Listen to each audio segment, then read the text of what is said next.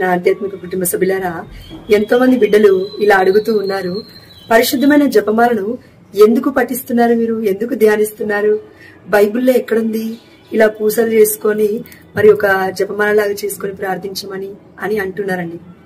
యేసుప్రభువు వారు ఏమన్నారంటే, ఇదిగో నేను మీకు అన్ని వివరిస్తాను, నా ఆత్మ మీ మీదికి వస్తుంది, మీకు అన్ని తెలియచేస్తుంది అని డైరెక్ట్ గా వాక్యాలుంటే మరి యేసుప్రభువు వారు ఆ మాట ఎందుకు అంటారండి?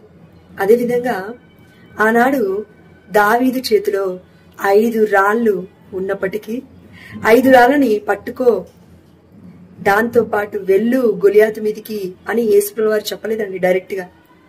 కానీ దేవుడి యొక్క ప్రేరణ ద్వారా 5 రాళ్లు తీసుకొని ఇదిగో మొట్టమొదటి రాయి కొట్టగానే గొలియాతు యొక్క నుదుటికి తగిలి పడిపోయి చనిపోతూ ఉన్నాడు. పాత నిబంధనలో రాయి అనంటే రాతి అంటే శిలక్రీస్తే అని, కొత్త నిబంధనకు వచ్చేసరికి యేసుప్రభువు వారే ఆ శిలక్రీస్తుగా కనబడుతున్నారు.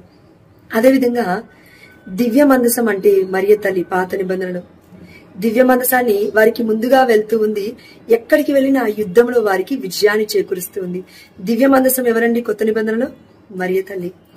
కాబట్టి ఆనాడు యెహోషువ నాయకత్వంలో 7 రోజుల తర్వాత ఏ విధంగా అయితే యెరికో గోడలు కూల్చివేయబడ్డాయో, దేవుణ్ణి స్తుతించినప్పుడు దివ్య మందసం వారి ముందుగా వెళ్ళిందో, అదేవిధంగా దేవుని మనం స్తుతిస్తూ ఉన్నాము, దివ్య మందసమైన అమ్మ మరియ తల్లిని మనము ధ్యానిస్తూ ఉన్నాము.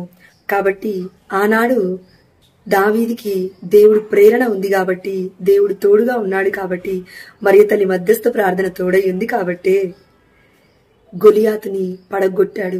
ఇదిగో ఒక గొప్ప రాజుగా, ఇజ్రాయెల్ రాజుగా నిలబెట్టాడు దేవుడు.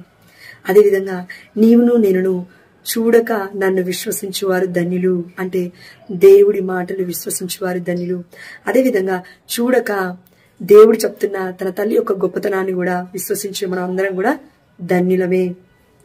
దివ్య మందసమైన ఈ తల్లి యొక్క మధ్యవర్తిత్వ ప్రార్థన మనం అడిగితే ధన్యులమే. ఎందుకంటే ఎంతో కొంతమందిని మనము మా కోసం ప్రార్థించండి, మా కోసం ప్రార్థించండి అని అడుగుతున్నప్పుడు, బాధ లేనప్పుడు మరియ తల్లి మధ్యవర్తిత్వ ప్రార్థన అడగడానికి బాధించండి. పరలోక రాజ్యంలో ఉంది మన తల్లి.